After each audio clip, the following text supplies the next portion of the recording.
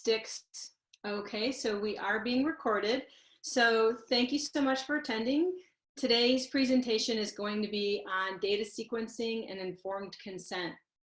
This is important. This is something that we see often in the IRB, and is something that's really important when you think about how we are informing and protecting our human participants in research. So I'm hopeful that this will give you some things to think about when you are working on your own study.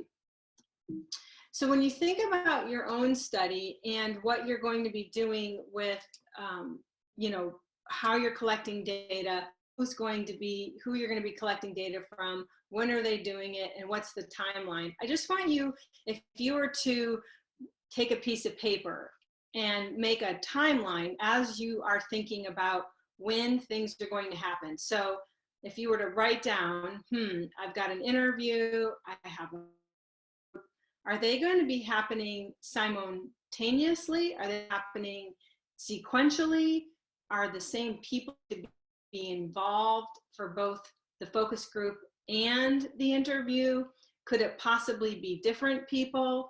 Are you going to add in some sort of questionnaire or demographic survey and will that happen first or second? And will the same who takes the demographic survey also participate in the focus group? Or could there be a time when you have different people participating in different elements of your data collection strategies? And this is all really important because when you're thinking about your study, you have to make this data collection plan because we have to know when people are doing what in order for you to plan for collecting informed consent. So when you think about collecting data from participants, you have to consider when you'll be giving them informed consent document. And the consent document must have prior to collecting data. I want you to consider one thing as well. So you're thinking about your data collection plan, what happens when, how, who participate, how you're going to be involved. But I also want you to think about feasibility. Feasibility is something that we talk a lot about in the IRB, and we have resources on the DC network. What you need to consider is what you're asking of the participants. How much time are you asking them to be involved in your study? Where will they have to be involved in your study? What types of questions do they have to answer? And this is important because when you think about your data collection plan, so in your mind, if you say, well, they're going to answer a demographic survey, they're going to participate in an interview, and they're going to participate in a focus group, you're asking for a lot of time from somebody. So if all of the same people, all the participants have to participate in every activity, that can become a feasibility issue because while they may have time to participate in an interview, they might not have time or they might not want to participate in a survey. They might feel comfortable being in a focus group, but they might not feel comfortable being in a one-to-one interview. In all cases, prior to collecting data, you must have informed consent. So you must consider what the participant has to do. And when you consider what you're asking of the participant, please consider the feasibility. It becomes an issue if somebody's like, you know what, there's just too much. I can't deal with it. I'm not going to participate at all. So I'm kind of let you know one more time with regard to feasibility. We have resources within the DC network. And so just be very careful because participants grow very weary of being asked private identifiable information. They get very weary of how people are going to protect their data. And this is an ongoing issue and challenge that we see when learners have to come back for modifications to their existing IRBs because they can't collect the data that they choose to collect. All right, and we have more information that we'll be posting in the DC network regarding what happens. But again, I'm going to keep saying the same thing. You cannot collect data prior to informed consent, and that includes demographic questions. So for example, you may not have questions prior to informed consent that say, how old are you? What is your gender? What is your job position? What is your religion? You cannot, you may not have questions like that to then determine who will be in your interview or who will be a part of your focus group. You may not do that, because what's happening, if you're asking somebody their age, or you're asking them their gender or their job position or their religion, you're asking personal identifiable information, and you may not do that to anybody. You may not collect that information prior to informed consent. So instead, you have to have clear eligibility criteria. And again, on the DC network, we have information about this. So for example, maybe you say, in order to be in this study, you have to be 40 and older, female, teach online, attend Catholic services. So your eligibility criteria are clear. And so anybody who meets these eligibility criteria could be in your study. But if you were to ask personal questions like, how old are you, what's your gender, what's your job position, and what is your religion, you must have informed consent first. And this gets down to that nitty gritty of what is the order, what's happening when. So are you having a survey or some sort of demographic information that you're trying to collect, and then you want to have an interview, and then you want to have a focus group? If you want to have a survey or some sort of private demographic information, informed consent has to be here. It's at the very beginning. In some cases, have participants who decided to participate in the survey, but they don't have time, so they never follow up with the interview. In that case, you would have to have informed consent here, again, before the interview. But if you were going to have all the same people who participated in the interview also participate in the focus group, then you only need to have consent prior to the interview. Again, you have to think about it like this. Participants must go through the informed consent process prior to you collecting data about them. Data is anything that you're collecting in terms of your questions study, and that includes personal identifiable information. So another way to think about it is, let's say your survey, you have a survey like a question, like a leadership questionnaire, and that could be anonymous. So if your survey is anonymous, then you would have an informed consent for your survey that deals with anonymity, but clearly when you sit down to interview them, it's confidential. So you would have informed consent prior to that interview, because you're not sure if the same person who filled out the informed consent for the survey is the same guy that you're going to be interviewing later. So in this case, you would have informed consent 2 times in your study. One, prior to the survey or this personal demographic information, and then again before the interview. Now, in some cases, you might say, well, it's not going to be confidential. I'm sorry, it's not going to be anonymous. So anonymous means you can't figure out who did what. But in confidentiality, they would actually have a place that they would have their name, or they would sign their name or type their name on the bottom of the survey. Then you would know, okay, Heather Miller took the survey, Heather Miller is going to be in my interview, and Heather Miller is going to be a part of my focus group, and she already signed informed consent, so I'm good to go. She knows that she's going to be in all 3 pieces of these data collection techniques. However, if your survey is anonymous and you don't know who filled it out, but you want to interview somebody later, then you're going to for sure need to have an informed consent right here too, prior to that interview. Okay, I know I keep saying this. It just doesn't get old. It's such a fabulous saying. Informed consent must be collected prior to collecting any data. That includes personal information like your age, your gender, your job position, your race, your religion, how much money you make, where you work, your managerial position, if you're a leader, anything that's personal, you must have informed consent first. So here's another, I'm just throwing out ways that you have to think about it. So let's say you're going to start your study and everybody starts with a focus group. Well, if everybody starts with a focus group and they all have to participate in the interviews and they all have to take the surveys, then you would have informed consent here first, because in order to collect data for everybody in the focus group, you have to give them informed consent. And those same people here in the focus group who are also going to participate in the survey, they've already been covered. You've already given them the informed consent. Now, this can get confusing if you're using multiple ways of collecting that information. So one thing to consider, and I'm going to go back to this slide here regarding survey or demographic information, that the events don't have to occur in different places.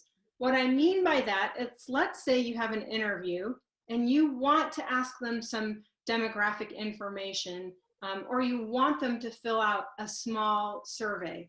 You can give them the informed consent, they sign it, and then you can either right then and there on the spot, you know, hand them a little demographic information sheet where they would circle it, or if you were online with them, you know, they could email it back to you, or yes, no's, or, you know, you can collect multiple points of data in the same time frame. So think of it like this.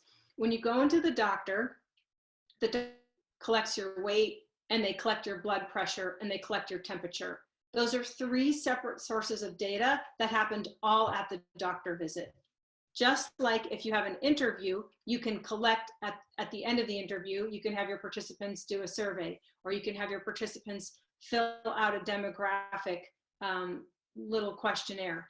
It doesn't have to be a whole separate thing that they have to do. And in fact, having all of these different modalities, like you have to interview online, you have to go to the SurveyMonkey for the survey, you have to meet with me in person for the focus group. The more barriers that are present for the participant, the more difficult it will be for you to get your data.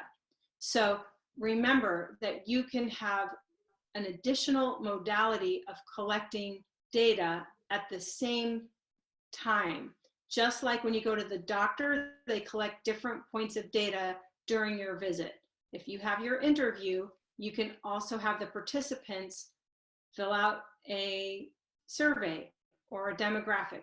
And the same goes for a focus group. It doesn't need to be a completely separate event. And that makes it easier, because then you're only having to deal with informed consent at one point instead of multiple points, because you have multiple modalities.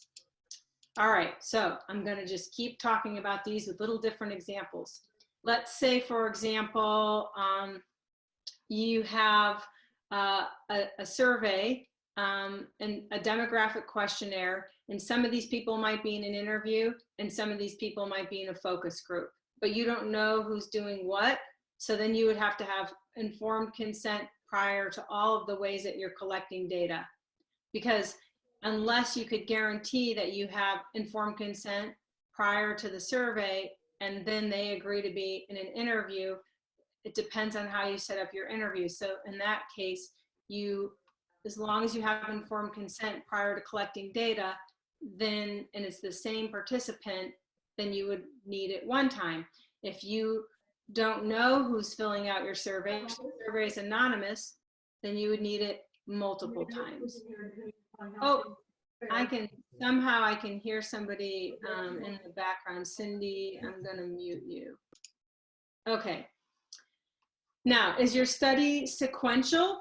That's the other thing to think about, because if your study is sequential and all of the people have to participate in all of the events, then you would have informed consent just one time, like here at the beginning. So you would have the informed consent, and since you already got it and they're all going to take the survey, and you're either going to have a second interview with them or a focus group, you've already got the informed consent, so you don't have to worry about getting it again. Okay, again, I just want to stress that you can have multiple forms of data collection in the same event. Okay, and that can really be helpful.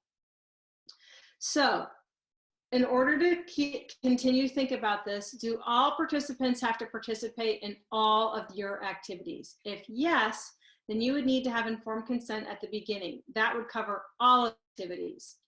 If participants are going to choose activities a la carte, or you don't know who's doing what activity because parts of it are anonymous and parts of it are confidential, then you would need to have informed consent prior to every activity. So I'm keeping this short and sweet so that we can make sure that I can answer some questions regarding, and yes, this will be posted on the DC network.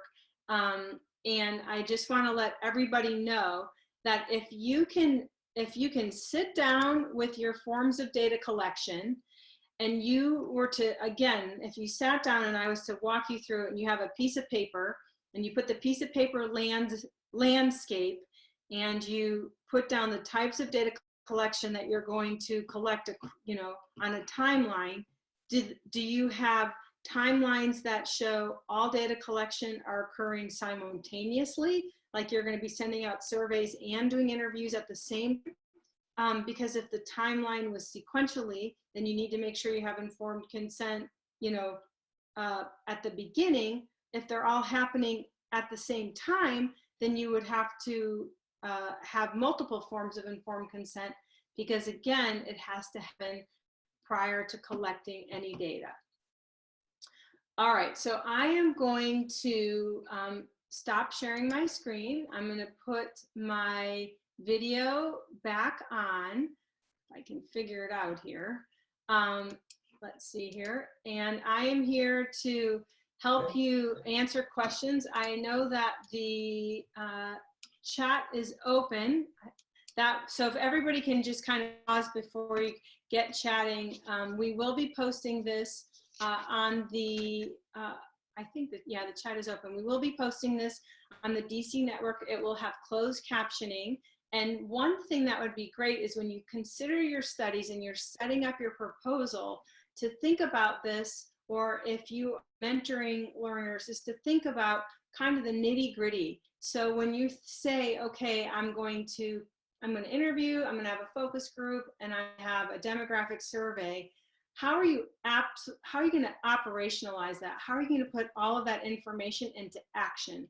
So again, understanding how that actually will happen will help you and will help us in the IRB to guide you to what you need when. And the other piece is to remember that, again, more than one type of data collection can happen in a single event. You can have folks sit down for an interview, and then at the end of the interview, if they choose to, they can participate in survey questions that you might have. And you can frankly get quite clever. You could put those surveys on an iPad where they would go through and answer the questions. You could have printed copies of paper right there, and at the end of the interview, they fill it out and put it in an envelope. If it's and you have just a few folks, they can just hand the information back to you. You could give them a link and they could answer it later. But when you can get more data in a single time period because you have the captive audience of your participant, you're going to be better off in moving forward and preparing for the process down the road. Okay, so I want to see here, is there any more questions? Heather, we have a question this is Dr. Bainbridge. Hi, everyone. Thanks for attending today. And thank you, Dr. Miller, for an excellent webinar presentation. We really appreciate the information. And we had a couple questions in the Q&A. One is if your study is considering anonymity and confidentiality for interviews and participant journaling. Then you're going to need to have 2 informed consents. And so this is why thinking about the nitty gritty of everything can be really important. If you have an anonymous survey and you don't know who's going to participate in it, our informed consent template has the information for anonymity. And that's completely different than if you have a confidential survey, a confidential interview where you know who is in the interview. So that's going to require you to have a signature and that would be 2 different informed consent letters for the same study. So that is why it's important for you to think about this on the front end, so that you can be prepared both when you're writing your proposal, when you go through the IRB process, and also what you're asking of participants. Because again, it becomes a feasibility issue. The more barriers that you have, the more difficult it can be to get the data that you truly want. Okay, I plan to do interviews. Could a requirement be that the interviews? Yeah. Okay, so absolutely. So this person is asking whether or not that they can require the eligibility criteria that you speak English because you're in a predominantly Spanish speaking organization. It's a great question. And eligibility criteria, if you can think of it like this, if you were to look at the informed consent letter, you should know based on reading it if you're eligible to be in that study. So in my example, I said be over 40, teach online, be female, and attend Catholic services if that was the eligibility criteria for my study. If your eligibility criteria are, be able to speak English because you only want to pull English-speaking people out of a certain area or organization, yes, that's completely appropriate to do. In fact, that brings that level of clarity, right? So if you can imagine, like say you're scrolling through Facebook and you see an advertisement to be a part of a study, you should know in less than a minute if you fit the criteria to be in that study. So recently, I live in the Seattle area, and of course there's a lot going on. Recently, the Kaiser Foundation came out and said, if you are between 20 to 50, if you live in the greater Seattle area, and they included the counties, and then they put the counties in parentheses, and you've had a flu shot this year, and you would like to participate in our trial for COVID-19, call this number. So I can look at that and I go, okay, I'm between 40 and 50. I live in the greater Seattle area. I live in the counties, and I've had a flu shot. And I can, if I choose to, just looking at this recruitment information, I know I fit the criteria for their study. So if whatever your specific criteria are, you need to outline that, because that's going to be part of your informed consent. And the next thing to consider is what the activities they have to do. Do they have to participate in the survey, in the focus group, in the interview? Because all of that would be in the criteria in the informed consent for the activities that they would be doing. Okay, I plan to do interviews and focus groups using Zoom with the same participants. I need one informed consent, right? Correct. But you have to, depending upon the sequencing, Cynthia, then you would have to decide. If you're doing your focus group first, then you would have the informed consent. If you're doing the interview first, you would have to do the informed consent. And let's say you had the interview first, so you got informed consent, and then all of a sudden you got some other person who's willing to participate in your focus group. You need to make sure prior to collecting data from that kind of odd man out person who's now in part of your study, that they sign informed consent prior to moving forward. Can the informed consent be the first item of the survey and the last question of the questionnaire to give their name? Okay, okay, so let me read this again. Can the informed consent be the first item of the Survey Monkey and the last question of the questionnaire to ask them to give their name for an interview or focus group? Or would that need additional informed consent? Okay, Rick, so this gets to be, okay, so you gotta all listen, this gets complicated unnecessarily. So it's going to depend, and the reason why it depends is if your survey is anonymous, then you will not technically have a name or signature.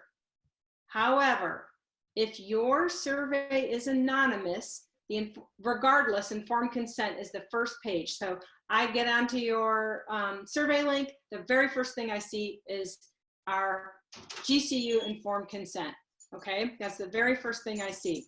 Then what happens is after the informed consent for the survey, you have a spot that says, hey, if you're willing to participate in an interview or a focus group, please type your name here. So you could still have an anonymous survey, because I don't have to put my name there, but I felt like, you know, this guy can contact me for an interview. Then technically, if it was only those people, they've already gone through the consent process. But sometimes it's hard for us to the reviewer side. So sometimes we'll ask you to have them do an informed consent where you have a signed signature. And when we say signed, they can type their name. So again, the sequencing and keeping track is important. So when in doubt, we want you to have informed consent prior to any data collection. And if they had gone through your survey and you weren't totally sure, or you couldn't link it to them, then yeah, go through it again. Okay. Heather, we had a question, and I just wanted to make sure everybody knows we had a question about, are there templates and guidelines available for doctoral learners to use? So all of you, we have a really great IRB Research Center on the DC network. And I'll post the link right here in the message. It's with the direct link to the IRB on the DC network. And we have a multitude of forms and templates and steps and guidelines to help you submit to IRB. Yeah. So lots of great. Go there and do your due diligence and look around and really understand and follow those steps and guidelines. Yeah, we always say, you know, just take a little bit of time, and if you've spent just 10 minutes a day searching through the resources on our IRB website, you'd be so prepared later on. So by all means. Okay, so if I see another thing here in the chat, I viewed several DC webinars. It's something about site authorization. If you're not using a site, so if it's something called passive recruitment, like it's going to be on, you're going to post it on your LinkedIn or your Facebook or your Snapchat, and it's something that isn't in a closed group. So if you're in a closed group on Facebook, then yes, we ask you to get permission from the moderator. But if you are in an open forum, like I want to put information on my Facebook, you don't need site authorization. If you're going to post something where people would see it, like pass by it, if you can imagine that, you don't need site authorization. It's when you're asking an organization to do something for you. So if you asked a school to give you a space in the school where you're going to do your interviews with teachers, which right now, of course, we're not doing, but hypothetically, if you're asking an organization to provide you with ways to access their people, then you would need to have site authorization. We have a few questions. Yeah, I'm trying to get them. They go so quick in the chat here. I see here. a follow-up. Cynthia, your site authorization needs to be dated.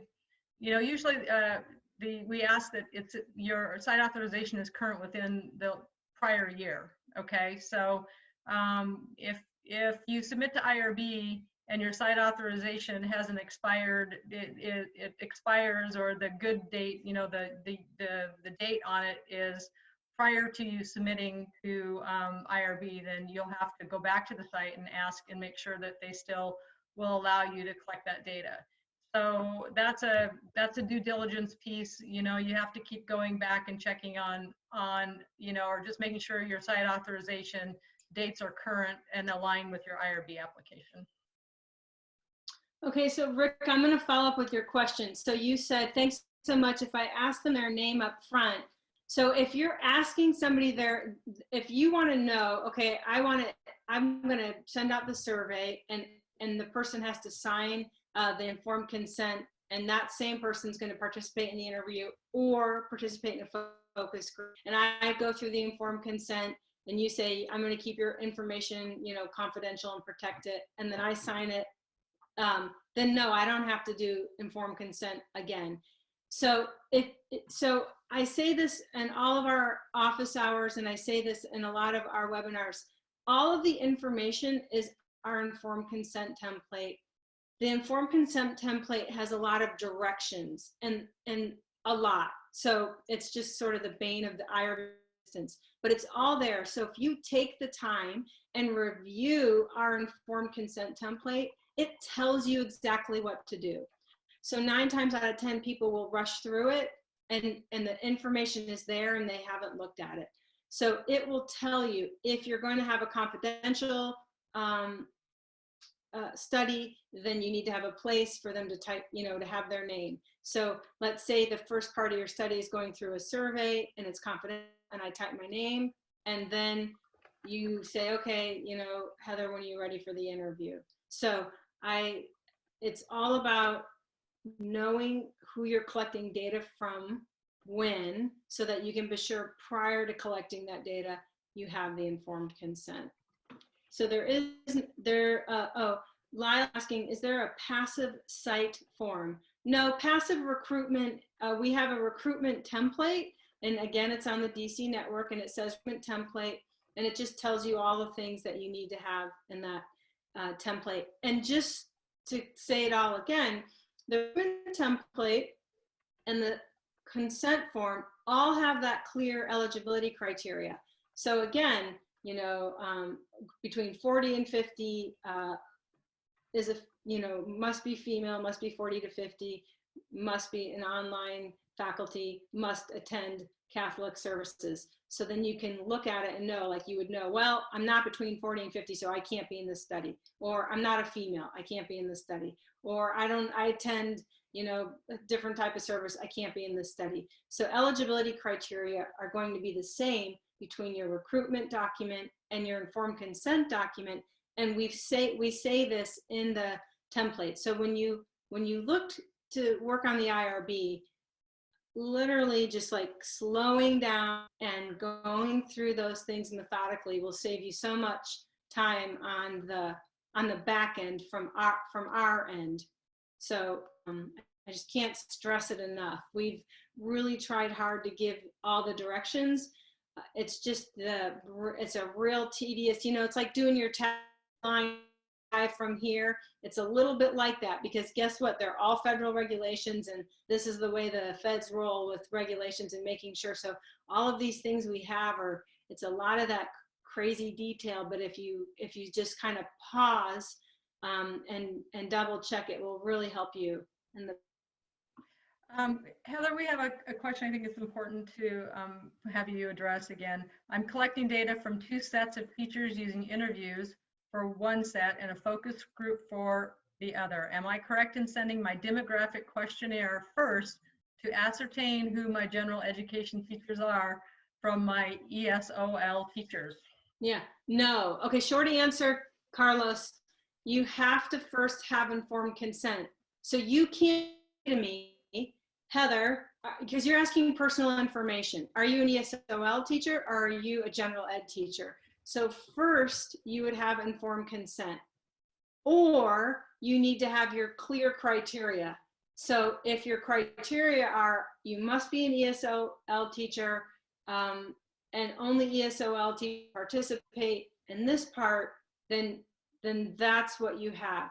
But you can't collect that personal information prior to informed consent. And that's the whole kind of crux of this talk. That's personal identifiable information. So for example, if you were just to walk into school and they only have ESOL teachers and two are female, one's a male, and the person, identified as an ESOL teacher, well then right away you would know, okay, well it's got to be one of these 3 people, and then you can quickly figure out who's who. So that's why we have to have, that's personal identifiable information, and you must have informed consent first. So I'm seeing in the chat, like people are saying, can I do purposeful and convenience? I mean, these are committee decisions that you'll work with your committee, but know that the different layers of complexity add to feasibility issues within your own study. So the more layers have, the more difficult it becomes to get the data that in a timely manner. Can you do it? Yeah, you can do it. You can have a confidential interview, you can have a confidential focus group with different people, you can have some people take a survey that's anonymous, you can choose to have this group take the anonymous survey and this group to take the focus group. Those are all things that we can help you from the IRB point of view, but these are key and methodology level decisions that you need to discuss in terms of you getting done in the time frame that you want. Can we get you through all that? Absolutely. It's just kind of like slogging through it versus, you know, making the fast track to get collected. And so, Kevin, I'll just follow up and say that that the right answer, which is what Heather just mentioned, is correct. That you can certainly consider that, but it would be in your best interest to pick one approach, and that's it.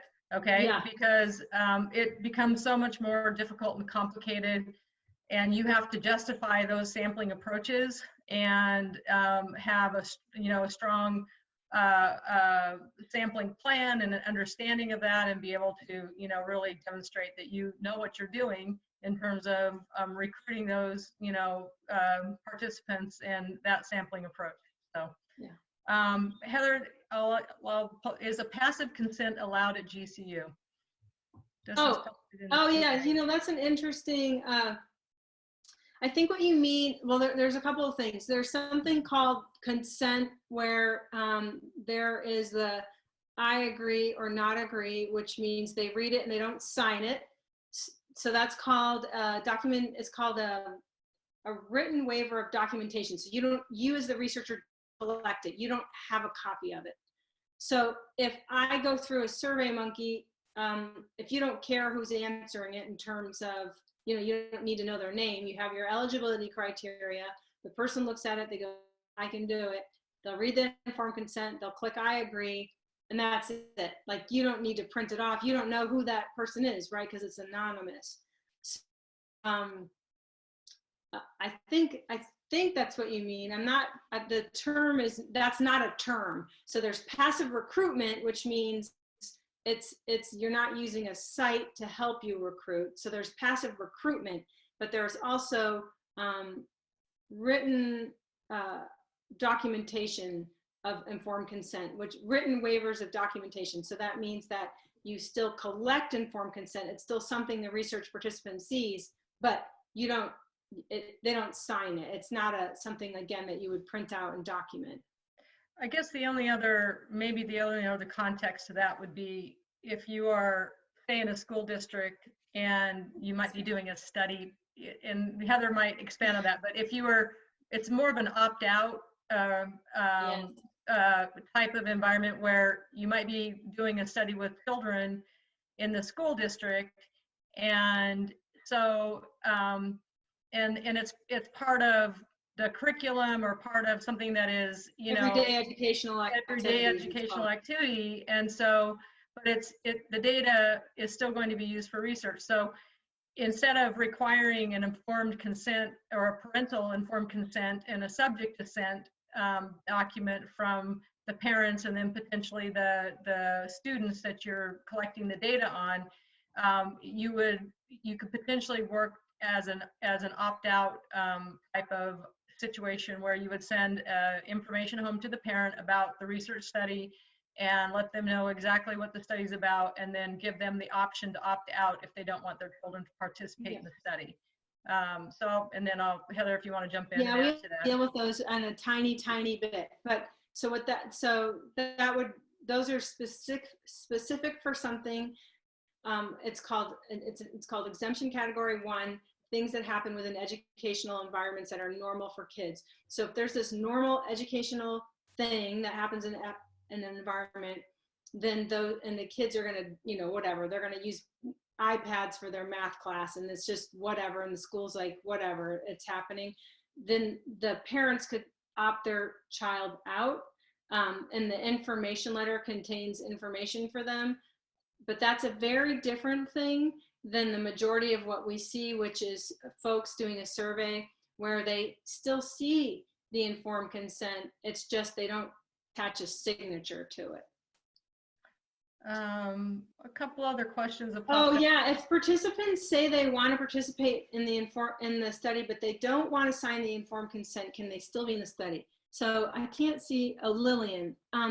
Lillian, that's a really interesting question, and that sometimes happens in certain situations. So I can tell you, it's kind of what we do in the survey where they get the informed consent, and they have a copy of it, but you, the researcher, don't have a signed copy. So those are kind of one-offs from what we normally see. But the times I have seen that happen would be, I've seen it in certain cultures where they don't want to sign something. In particular, I've seen it a lot in studies that have to do in certain African cultures. They don't want to sign it. So I've seen it there. I've also seen it in situations where I've seen full board studies where like folks in a shelter who are being protected from a, some sort of assault or something happened where they don't want to have their signature. However, for the run-of-the-mill 90% of what we see, I'll even say 95% of what we see studies where it has to deal with an interview, if they said, you know what, I don't feel comfortable signing this, then my initial thought is, well, why not? Like, what's happening? Is there some sort of something happening between you and them? It's probably not a good participant to have in your study. So is it possible? It's possible. Is it probable? Probably not, because you want to make sure that you're not putting the participants in some sort of position where you're like, why don't they want to have their signature? So I know it's kind of a long, convoluted answer. I don't want to give you a black and white response because there isn't a black and white response. It truly is up to making sure the participants are protected.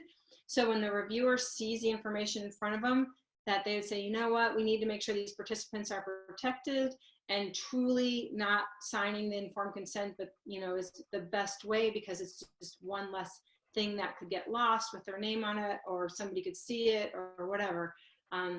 It's rare that we have that, but it's not an impossible situation. I'm looking around, is there any more? There's one, let's see here.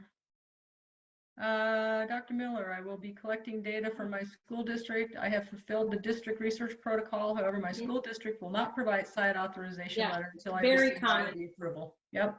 Yeah. So this is the whole chicken and the egg thing. I always talk about what comes first, chicken or the egg. And in this case, school districts will often say, you know what, we're not doing that until we see everything.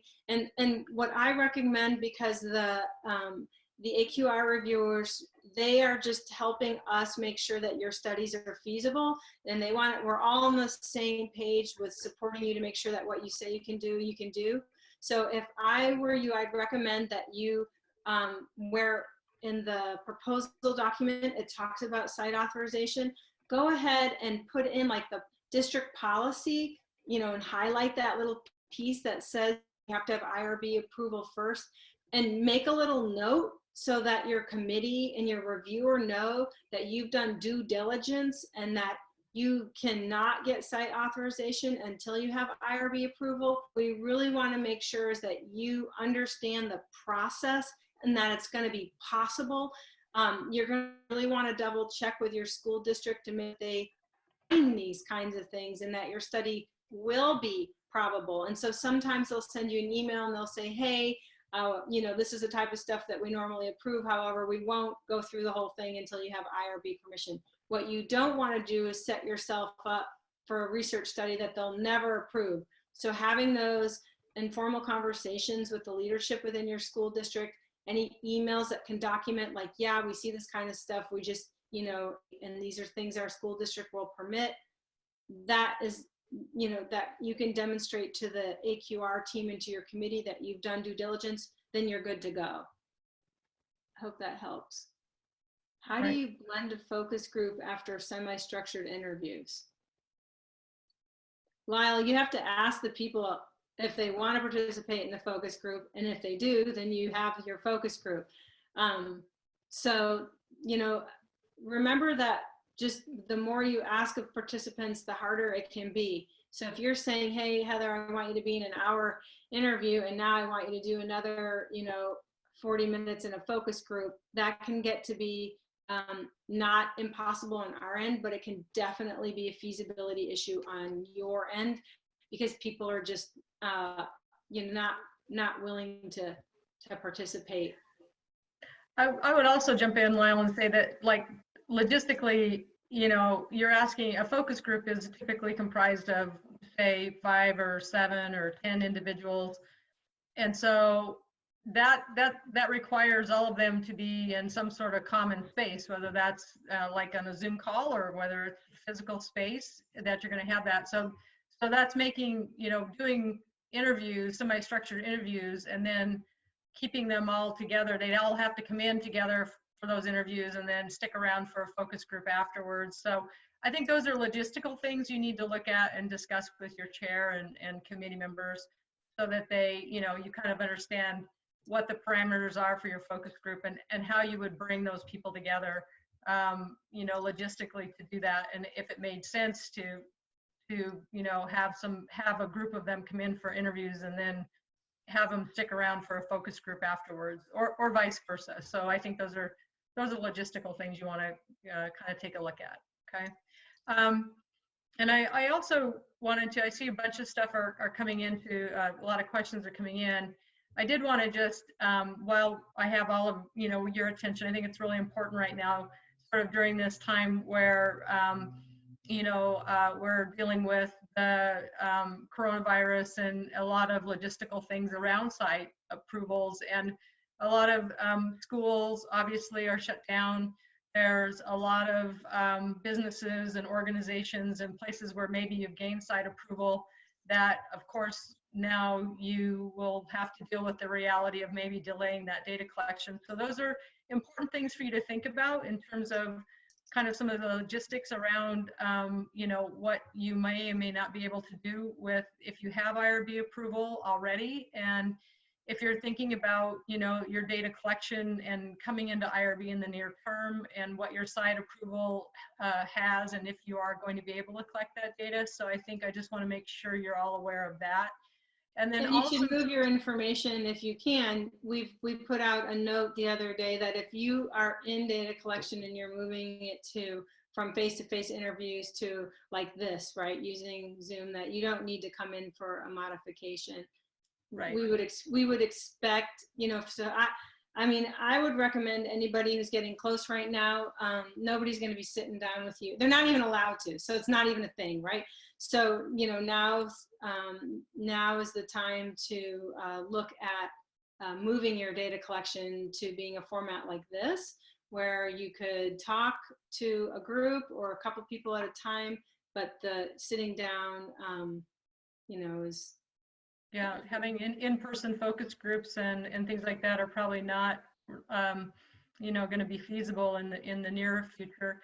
So just kind of keep all of that in mind. And as Dr. Miller just mentioned, for those of you that have approval to do, in-person data collection, whether that's interviews or focus groups or things like that, when you do an interview like this face-to-face, I know for the moment you can't, we can't see you because this is a webinar format, but Zoom is an amazing tool. And of course there's GoToMeeting and all sorts of other online platforms that allow you to do Skype, to do face-to-face interviews. And that's still a face-to-face interview. You're looking at that person, they're looking at you, you're having that conversation. So no modification required, we don't want you to submit a modification request if you already have IRB approval, and we know that you're working around, the current guidelines that are being sent out by the CDC and all of that regarding personal space and physical and social distancing. So somebody asked, if the demographic form is numbered where the name would be, could it be sent out before the informed consent? No, you're collecting personal information. So if you're collecting personal information about somebody that could identify them, you have to have informed consent first. So what you're trying to do is screen people based on demographic questions. That's not the same. So screening is, if you wanted to, screening are yes, no. Are you a female? Yes, then you can be in my study. Are you between 40 and 50? Yes, then you can be in my study. But you can't ask them questions, demographic questions, and you screen them. That's asking personal information. So you have to have informed consent prior to collecting data, period. That's very important. Rick asks a question: is the time it takes to get IRB approval dependent on the type of methodology of the study, or is the standard length, or is there a standard length of time for approval? Well, you know what it depends on, Rick? It depends on the quality of your application. So if we're going to get down to brass tacks, the cleaner your application is with no mistakes and has followed the directions, the faster I can approve it, or we can all approve it. The more the complexity of your study, however, often leads to little potholes that you've forgotten and that we've noticed, or that things are not aligned across the documents. So it's not about the complexity of your study, it's about the carefulness of which you put your application together. Complexity of the study could make it so your application is more chance for errors, right? But I'm going to jump in on this and tell you all, one of the really amazing things is that as a researcher starting into this world of research, one of the things is that, number one, always remember you don't know what you don't know. And one of the things you don't know is that IRB at most institutions, and in fact, I mean, I'm not going to say most, I mean, I'm going to say 99.9% of the institute, or 99.5% of institutions take forever. I mean, it'll take you 6 months to 8 months to get through the IRB process. We are amazing at GCU. We have amazing reviewers. We have an amazing, platform that you all use. It's a little complicated, but those are, anytime you get into a new software platform, and we try to make that as clear and easy for you as possible.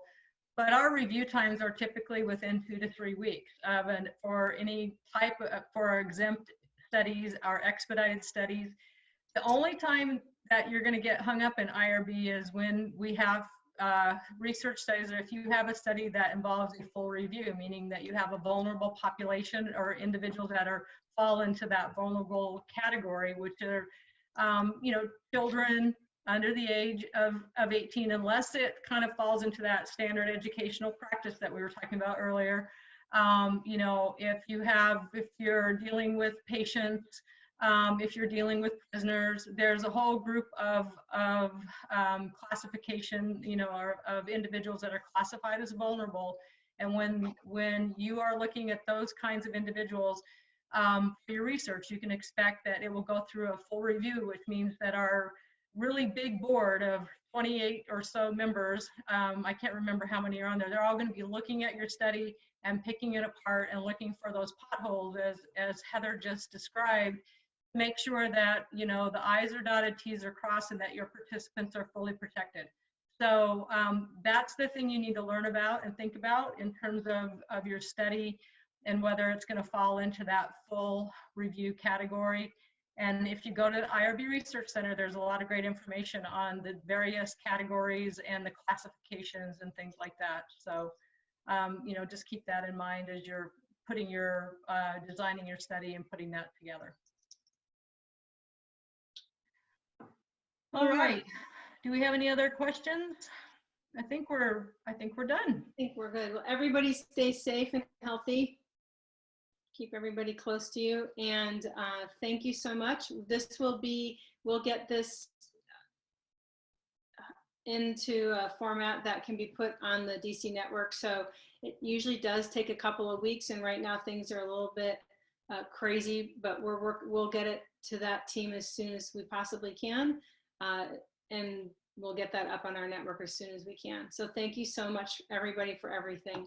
Have a good day. Thank you, everyone. And thanks, Dr. Miller, for another great webinar. And we appreciate it. And again, thanks for attending and taking time out of your day to be with us in this presentation. All right. Bye, everybody. Bye.